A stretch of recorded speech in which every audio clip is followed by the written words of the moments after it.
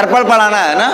पहली बात दर्पण की प्रॉपर्टी पढ़ लें हम लोग। पहले ये भी पढ़ लिए थे दर्पण किसे कहते हैं और गोलीय दर्पण कितने प्रकार के होते हैं। ठीक है, गोलीय दर्पण, उत्तल दर्पण और अवतल दर्पण, दो प्रकार के पढ़ लिए थे। अवतल दर्पण जिसके अंदर से पालिश हो, सॉरी अंदर से परावर्तन हो, अवतल दर्पण, और जिसके उभरे तल से हो उसे उत्तल दर्पण कहते हैं। इतना बात हो गया था। अब उनकी प्रॉपर्टी के बारे में पढ़ते हैं। सबसे पहले दर्पण को हम बना देते हैं यहाँ पे। बताओ तो बेटा ये कौन सा दर्पण है, कौन सा दर्पण, कौन अवतल बोला है जी?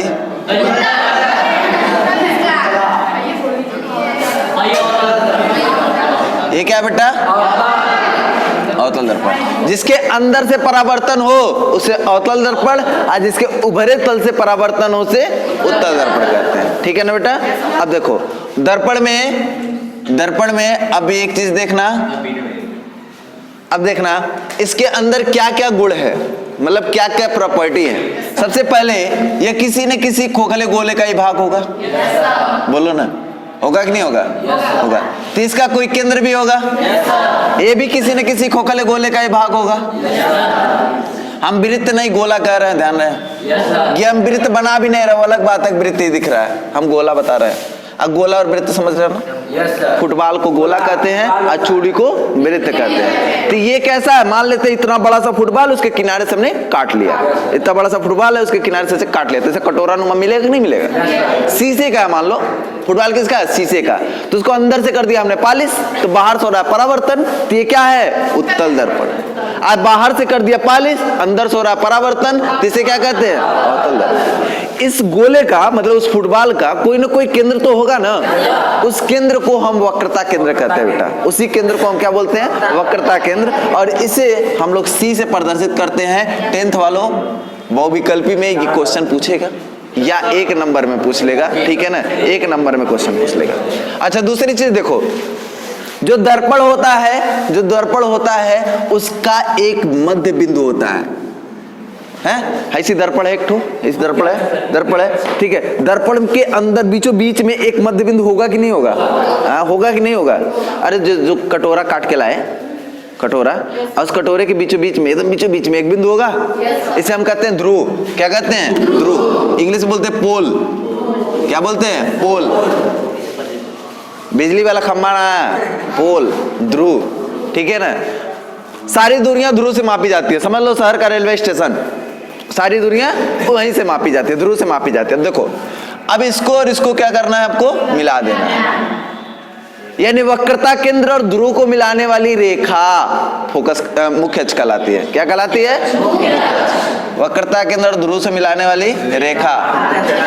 इन मुख्य अक्ष थोड़ा तिरछा हो गया ना, लग रहा है। जाने दीजिए,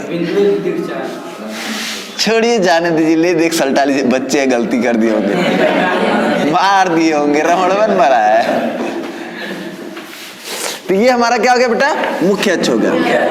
बात समझ में आई इतनी? तो ये जो डॉटेड लाइन बनाया था इसको मिटा दूं? अब परिभाषा 3 ठो हमने लिखवा दिया, 3 परिभाषा पढ़ा दिया, याद हुआ? गोली दर्पण जिस खोखले गोले का भाग होता है उसी के केंद्र को वक्रता केंद्र कहते हैं। क्लियर?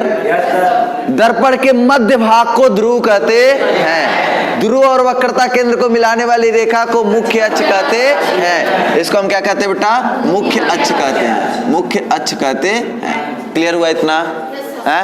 अच्छा, जब इस पे प्रकाश की किरणें पड़ेंगी तो परावर्तित तो होंगी ना।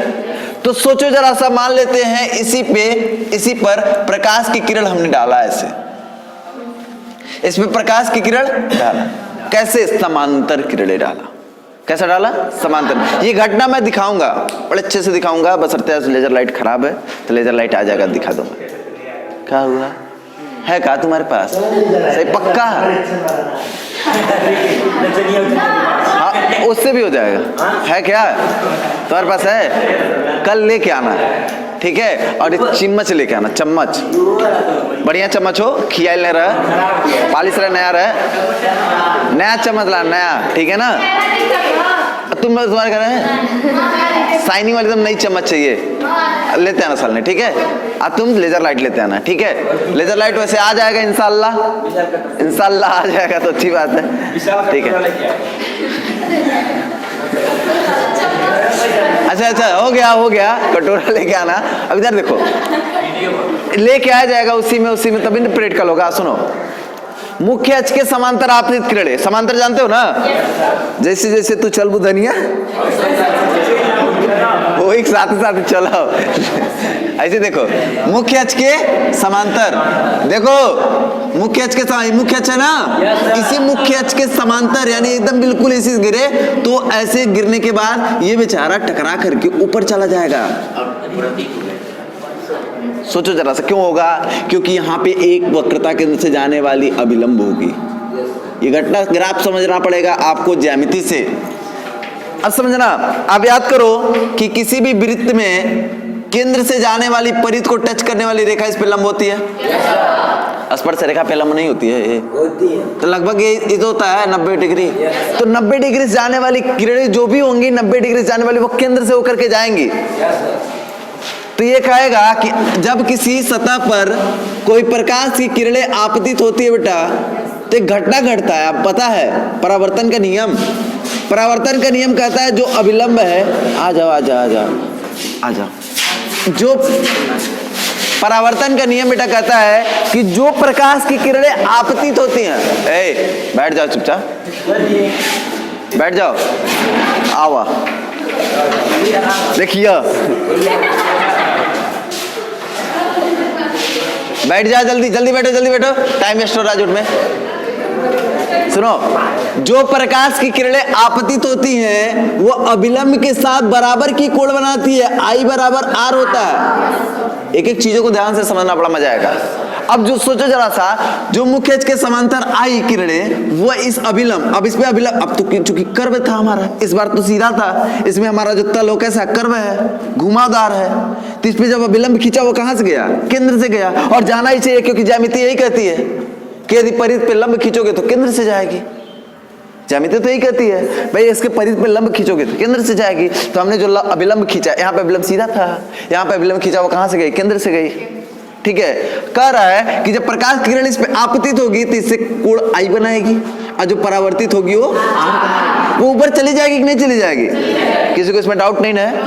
परावर्तन के कारण प्रकाश किरण इस पे गिरेंगे और गिर करके उधर चली जाएंगी, और परावर्तन होता ही होता है। प्रकाश किरणें किसी भी तल पे गिरेंगी तो परावर्तित होकर के जाएंगी ना। क्यों जाती हैं भाई? क्योंकि उसको प्रवेश नहीं कर सकती हैं। जब उसमें प्रवेश कर जाएंगी तो नहीं जाएंगी, जैसे हवा, कल पढ़ाए थे ना। अब सोचो, अब ये प्रकाश किरण उधर तो चली गई, इधर आई नहीं, तो कह रहा इधर आती हुई प्रतीत हुई। मान लेते हैं कि बेचारी ऐसे आने की कोशिश कर रही है, ऐसा प्रतीत होता है, हम ऐसा महसूस करते हैं, फील करते हैं, महसूस करते हैं। यहाँ पे हम कर क्या हो जाएगा? F, इसे कहते हैं फोकस। तो परिभाषा सुन ला, मुख्य अक्ष के समांतर आपतित किरणें परावर्तन के पश्चात मुख्य अक्ष के जिस बिंदु से होकर जाना चाहती है, ये जाती हुई प्रतीत होती है या चली जाती है, उसी बिंदु को हम फोकस कहते हैं। फोकस की परिभाषा मोस्ट इंपॉर्टेंट, क्लास 10th वालों के लिए, क्लास 9th वालों के लिए, सबके लिए बहुत इंपॉर्टेंट है। जो इसे पढ़ लिया उसे फोकस की परिभाषा याद होनी चाहिए। इस पे देख लो, मुख्य अक्ष के समांतर आपतित किरणें, मुख्य अक्ष के समांतर आपतित किरणें परावर्तन के पश्चात कैसे जाएंगे? देखो, अभिलंब खींचे, यहाँ भी अभिलंब खींचेंगे भैया, केंद्र से जाएगा। अभिलंब खींचेंगे तो कहां से जाएगा? केंद्र से जाएगा। तो ये हुआ आपका आपतित किरण I, तो ये परावर्तित किरण R जाएगा। तो यहाँ पे कोण बनाएगा कितना? R का, I बराबर R, यहाँ भी होगा ना। अब देखो यहाँ पे फोकस इसकी मिल गई, यहाँ तो जा रहा है ना, यहाँ जाता हुआ यहाँ पे, बस समझ लो इस बात को। अब परिभाषा बोलना जरा ध्यान से, मुख्य अक्ष के से समांतर आने वाली किरणें, मुख्य अक्ष के समांतर आने वाली किरणें परावर्तन के पश्चात मुख्य अक्ष के जिस बिंदु से होकर जाती है या जाती हुई प्रतीत होती है वह बिंदु फोकस कहलाती है। ठीक है ना, समझ में आया? मुख्य अक्ष के समांतर आपतित किरणें परावर्तन के पश्चात मुख्य अक्ष के जिस बिंदु से होकर जाती है या जाती हुई प्रतीत होती है वह बिंदु क्या कहलाता है? फोकस कहलाता है। आई बात समझ में? आगे चला जाए।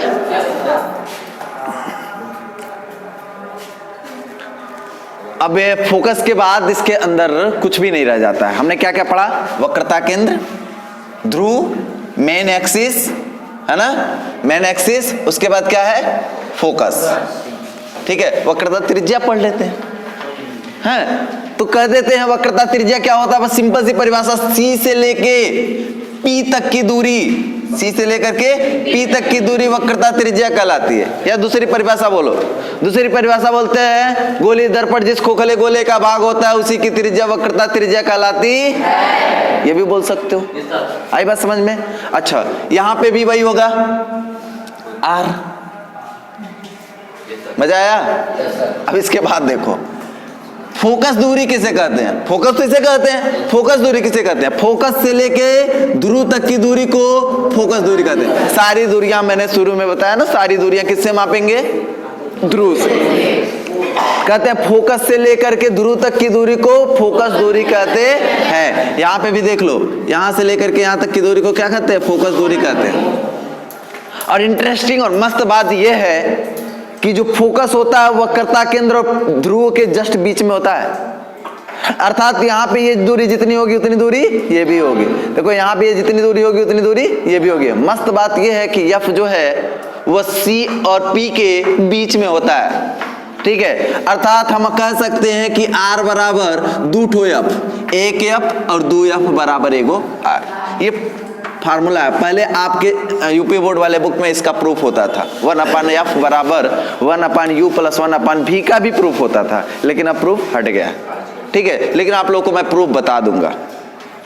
उस सिलेबस में नहीं है, बट आप जानो, अच्छी बात है। ठीक है, तो R बराबर क्या है? 2F। या F बराबर क्या है बेटा? R/2। ये फार्मूला है। ठीक है, ये प्रैक्टिकली हम लोग देख सकते हैं, प्रैक्टिकली देखेंगे भी, प्रैक्टिकली ये चीजें देखेंगे भी। नोट किया जाए? नोट कर लो। देखोगे दर्पण के सामने खड़ा होगा, ठे मारेगा, उसको कंफ्यूज रहता है मैं कैसे अंदर चला गया। ठीक है, और ये देखता है ना, ऐसे करता है तो भी हाथ ऐसे करता है, ऐसे करता है वे हाथ ऐसे करते हैं, मतलब वो कंफ्यूज रहता है और रह के उसे काटता है। कभी देखोगे चिड़ियों को तो शीशे के पास बैठ जाएगी बाइक के, तो शीशे पे मारेंगे टिक टिक टिक, वो कंफ्यूज रहती है मैं कैसे अंदर गया। अब सोचो जरा सा, वो क्या है? जानवर है।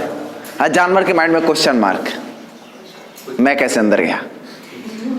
जानवर के माइंड में क्वेश्चन मार्क, जिज्ञासा है, मैं अंदर कैसे गया?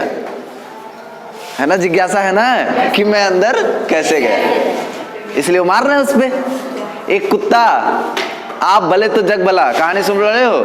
एक कुत्ता जब शीश महल में घुस जाता है अंदर, शीश महल मतलब शीशे का महल, जब उसके अंदर जब जाता है तो देखता है चारों तरफ केवल कुत्ते ही कुत्ते, भौंकने लगता है। क्या करता है? भौंकने लगता है उन लोगों को। और जब भौंकता है तो सारे आवाज टकरा टकरा के आते हैं, सबको प्रतिबिंब में दिख रहा है, सब उसको भौंक रहा है, पागल हो जाता है। थोड़ी देर मारने लगता है, उसको काटने जाता है, फिर जब थक हार जाता है तो वहीं पे बैठ जाता है, फिर देखता है तिरछी नजरों से, देखता है सब लोग उसको देख रहे तिरछी नजरों से, फिर पूंछ हिलाता है तो देख रहा सब पूंछ हिला रहे हैं, फिर प्यार से ऐसे टच करता है, सब लोग उसको प्यार से टच कर रहे हैं, तो उसे महसूस होता है यानी कि जैसा तुम करोगे दुनिया वैसे ही करेगी। यदि आप भले तो जग भला और आप बुरे तो जग बुरा। ठीक है ना, जैसे को तैसा मिलता है। ठीक है, तो वो कुत्ते के माइंड में क्वेश्चन मार्क था कि मैं अंदर कैसे। सोच के देखो, बंदर क्वेश्चन पूछ रहा है कि मैं अंदर कैसे, चिड़िया पूछ रही है मैं अंदर कैसे, कुत्ता पूछ रहा है मैं अंदर कैसे। तुम लोग इंसान हो, तुम लोगों ने पूछा खुद से कि मैं अंदर कैसे? क्या जानते हो कैसे अंदर? तुम कैसे अंदर कैसे जानते हो? हाँ, तो कैसे बनता है वही तो पूछ रहा है। प्रतिबिंब बनने का नियम क्या है बताओ? चलिए आते हैं, प्रतिबिंब बनने का नियम पढ़ लेते हैं आज कि कुत्ता अंदर कैसे गया, बिल्ली अंदर कैसे गई। ठीक है, चलो पढ़ लेते हैं। बात सुनो, कौआ नहीं कुत्ता, वह लिखाने पड़े। कुत्ता रोटी लेके जाता है नदी के किनारे, सोचता है देख ले, उसको लगता है पानी जो कुत्ता है उसके पास भी एक रोटी है, सोचता है उसका भी ले ही ले। तो रोटियां बगल में रख देता है और जाता है लेने, देखता रोटी नहीं है। ज्यादा बड़ा चालाक बनता है, कहता भाग रोटियां लीक जाता है, देखता उसके पास भी रोटी है। तो क्या करता है, उसकी रोटियां के लिए, उसकी रोटी के लिए उसको पकड़ने जाता है, इसका रोटी पानी में। तो कहानी है, हंसी क्या क्या गजब। सुनो, पहली लाइन है बेटा, पहली लाइन है कि जो हमारा दर्पण है, दर्पण बना दिए, ये दर्पण है कौन सा, बोलो, अवतल दर्पण है। कौन सा दर्पण है, अवतल दर्पण, ठीक है। और यहां पे हम बना देते हैं एक उत्तल दर्पण। तो पहली लाइन ये कहती है कि किसी भी दर्पण के सामने से, किसी भी दर्पण के सामने, यहाँ पे F हो जाएगा, यहाँ पे C हो जाएगा। ये बनाना है, पहले ध्यान रखना। अब दर्पण के साथ ये चीजें बनाना है, यहाँ P, यहाँ F और यहाँ पे C। अंदाज से, ध्यान से बनाना, ये दूरियां हमारे साथ समान है। ऐसे इतना बनाना, इतना होता ही होता है, ये प्रॉपर्टी है इसकी, है ना। तो कहते हैं कि किसी भी दर्पण के, पहली लाइन क्या कर रहा है, किसी भी दर्पण के सामने मुख्य अक्ष के समांतर आपतित किरणें, मुख्य अक्ष के समांतर आपतित किरणें फोकस से होकर जाती है या जाती हुई प्रतीत होती है। बेटा ध्यान रखो, ठीक है। मुख्य अक्ष के समांतर आपतित किरणें परावर्तन के पश्चात फोकस से होकर जाती है या जाती हुई प्रतीत होती है, पहली लाइन, ठीक है। दूसरी लाइन समझो, दूसरी लाइन कहती है, दूसरी लाइन कहती है क्या, फिर से दर्पण बनाना पड़ेगा, बनाते हैं, कोई दिक्कत नहीं, जितनी बार कहेंगे, कम से कम आपको 100 बार दर्पण बनाना पड़ेगा। कहाँ पे, बहुत बनाना है ना, जब तक पढ़ना है कितने बार बनाना पड़ेगा, 7-8 बार। तुम 6 कंडीशन में करवाएंगे आप लोगों से, तो 8 बार करो, 8 छके 48, 50 बार यही हो गया। आज जब लोग नहीं बनाओगे तुम लोग, तब अपना उसका खुद बुक दो।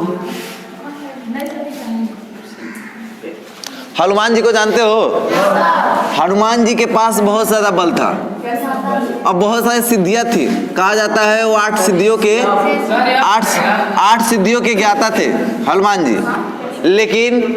लेकिन उन्हें अपने सिद्धियों के बारे में पता नहीं था, अपनी ऊर्जा के बारे में पता नहीं था। तो जब सीता हरण हो जाता है और सीता जी कहाँ रहती है, अशोक वाटिका में, लंका में रहती हैं, तो उस समय हनुमान जी और पूरी वानर सेना, श्री राम और ये लोग नहीं रहते वहां पे, आप देखे होंगे समुद्र के किनारे। तो उस समय जब समुद्र सामने आता है, हम लोगों को खबर मिलता है कि 7 समुद्र के पार सीता जी हैं, और रामेश्वरम बांध भारत के किनारे, दक्षिण भारत में जहां पे बना, वहां पे ये लोग चले जाते हैं। तो देखते हैं अब लंका जाने के लिए समुद्र पार करना है, जो बहुत बड़ी दूरी है। तो देखते हैं, कहते हैं यहाँ पे सारे बंदर हैं और कोई भी सीता का पता लगाने, मतलब ये कंफर्म करना था कि सीता लंका में है कि नहीं है, और है भी तो कहाँ है, और हम लोग कैसे जाएंगे, कहीं हम लोग चले जाएं वहां है ही नहीं सीता। तो ये पता करने के लिए अब ये हुआ कि कौन जाएगा, कौन जाएगा। तो हनुमान जी को लोग कहे कि हनुमान जी आप जा सकते हो, क्योंकि बचपन में हनुमान जी बहुत लंबा कूदते थे, अरे कुत्ते का उड़ जाते थे, वो बड़ी शक्तिशाली थे, क्योंकि उनके अंदर 8 सिद्धियां थी, बड़े शक्तिशाली थे। तो क्या हुआ कि उनको पता ही नहीं था कि हमारे पास ये एनर्जी है, उनकी ऊर्जा उन्हें स्वयं नहीं पता थी। तो उन्होंने किससे कहा, जामवंत जी से। जामवंत जी उनसे बहुत निचले दर्जे पे थे, लेकिन हनुमान जी की महानता तो देखो, जाकर के जामवंत से कहते हैं कि क्या मैं जा सकता हूं, क्या मैं जा सकता हूं। तो जामवंत जी कहते हैं बिल्कुल, यहां केवल आप ही हैं जो जा सकते हैं, क्योंकि आपके अंदर ये शक्ति है, आप कूद सकते हैं, ये 7 समुद्र एक छलांग में पार कर सकते हैं, इतनी क्षमता है आपके पास। ठीक है, कहते हैं कि इतनी क्षमता है आपके पास कि एक बार में पूरी समुद्र पार कर सकते हैं। तो कहते हैं हनुमान जी जिस पर्वत पर से कूदे थे, जिस वेग से वहां पे छलांग लगाया, तो पर्वत पाताल में चला गया। पर्वत धसा, पाताल में चला गया और हनुमान जी कूदे तो समुद्र में एक राक्षसीन मिलती है, वो कहती है कि मैं तुम्हें खाऊंगी। कहती है पहले मैं तुम्हें खाऊंगी, भूख लगा है हमको। तो हनुमान जी कहते हैं अच्छा ठीक है खा लो। बोलो कौन? घर से कहा? क्या हुआ? वो कही कि मैं तुमको खाऊंगी और खाने के बाद छोड़ूंगी, वैसे छोड़ेंगे नहीं, पहले खाएंगे तुमको। तो कहे माता ठीक है खा लो, लेकिन जो करना है जल्दी करो, मुझे बहुत दूर जाना है। जो करना है जल्दी करो, मुझे बहुत दूर जाना है। तो हनुमान जी एक नॉर्मल साइज में थे, तो वो राक्षसी जो थी अपना मुंह उतना बड़ा की तो उसके दुगुना हो गए। हनुमान जी अपने बॉडी को क्या किए? उसके दुगुना कर दिए। तो ये 4 गुना मुंह बड़ा कर दिए। अरे 4 गुना की तो 8 गुना हो गए। और जब 8 गुना हुए तो 16 गुना कर दिए। और जब ये 16 गुना किए तो 32 गुना हो गई।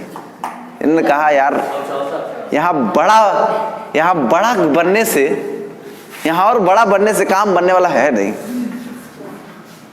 यहाँ पे बड़ा बनने से काम बनने वाला नहीं है। वो क्या किए? फटाक से नहीं अपने नॉर्मल साइज छोटे साइज में आए और मुंह में गए और फिर बाहर आ गए। मुंह में से गए और जीभ को टच किया और बाहर चले आए। वो बेचारी इतना बड़ा मुंह की थी कि अभी तक बंद ही नहीं कर पाई। तो बोले कि माता मैंने आपके जीभ को टच करके आया, खा लीजिए, आपको शायद स्वाद पसंद नहीं आया हमारा, आपने खाया नहीं, अब तो जाने दीजिए। तो कहे जाओ, अब तुमको कोई हरा नहीं पाएगा, जाओ तुमको कोई हरा नहीं पाएगा। तो जब ये जाते हैं कहाँ? पार कर जाते हैं, और पार करने के बाद जब लंका के गेट पे जाते हैं तो वहां उनको लंकिनी मिलती है। लंकिनी मिलती है। तो लंकिनी जो है वो गेट पे सुरक्षा करती थी। तो लंकिनी ने कहा कि नहीं जाने देंगे हम तुमको। लंकिनी ने कहा मैं अंदर नहीं जाने दूंगी। उठा के गदा मारे जब, तो 3-4 दिन ले बेहोश थी। उठी, फिर कही गेट खोली, कही जाओ, बड़े आराम से प्यार से कही तुम जाओ। तो बोले कि अच्छा तुम माता ये मुझे इतना प्यार से कैसे भेज रही हो? करिए उद्धार हो गया मेरा। मुझे श्राप था जब मैं बंदर के हाथ से मार खाऊंगी तब मुझे मेरा श्राप मिटेगा, तब मुझे मोक्ष की प्राप्ति होगी, और आज खा ली हूं। और जाओ तुमको कोई हरा नहीं पाएगा। और जाते हैं अशोक वाटिका में, वही खबर देती है कि कहाँ पे हैं सीता। अशोक वाटिका में जाते हैं और जा करके जब सीता जी से मिलते हैं तो सीता कहती हैं कि कौन हो तुम, कौन हो तुम? तो क्या कहते हैं हनुमान जी? बस इतना सा कहते हैं मेरा परिचय मात्र इतना है कि मैं भगवान श्री रामचंद्र का दूत हूं। मेरा परिचय सिर्फ इतना है कि मैं भगवान श्री रामचंद्र का दूत हूं। अब ध्यान से समझना। और हमारे जैसे लोग होते जाते जाते क्या कहते हैं? हमको नहीं जानती, हम हनुमान, इतनी बड़ी वानर सेना, केवल मैं, मेरे अंदर केवल इस शक्ति थी कि मैं पूरा पार करके आया, उस राक्षसीन को मारा, इस लंकिनी को मारा, और यहाँ पे इस रावण के दरबार में मैं अकेले चला आया। और कहो तो तुमको चुटकी में यूं कंधे पर बैठाओ, यहाँ से उड़ा के लेके चला जाओ। मैं, केवल मैं हूं। मतलब पूरे हम में आकर के बोलते कोई नहीं आ पाया, पूरी दुनिया में कोई नहीं है माँ, केवल मैं हूं। हम, लेकिन उन्होंने क्या कहा? मेरा परिचय बस इतना है कि मैं श्री रामचंद्र का दूत हूं, बस इससे ज्यादा मेरा कोई परिचय नहीं है। तो ये महानता थी हनुमान जी की। ऐसे लोग ही पूजे जाते हैं। ठीक है, चलो। तो ये सुनो, दूसरा है मुख्य अक्ष के समांतर आपतित किरणें फोकस से होकर जाती हैं, और फोकस से होकर जाने वाली किरणें मुख्य अक्ष के समांतर हो जाती हैं। ये भी कहता है कि जो किरणें फोकस से होकर जाएंगी वह परावर्तन के पश्चात मुख्य अक्ष के समांतर हो जाएंगी, या जो किरणें फोकस से जाती हुई प्रतीत होती हैं परावर्तन के पश्चात वो भी क्या हो जाती है, मुख्य अक्ष के समांतर। ठीक है। और तीसरा कहता है बेटा कि जो किरणें, तीसरा कहता है क्या, ये हो गया आपका P, F और ये C, और ये आपका हो गया P, F और C। तो तीसरा कहता है कि जो किरणें वक्रता केंद्र से होकर जाती हैं अपने ही मार्ग पर क्यों आती हैं, ये कल बताएंगे। आज की क्लास बस यहीं पे क्योंकि अभी कॉल आया, मुझे जाना है ना कहीं, तो थोड़ा ये नोट कर लो। चल रहने दो, कल नोट कर लेना, कल फिर से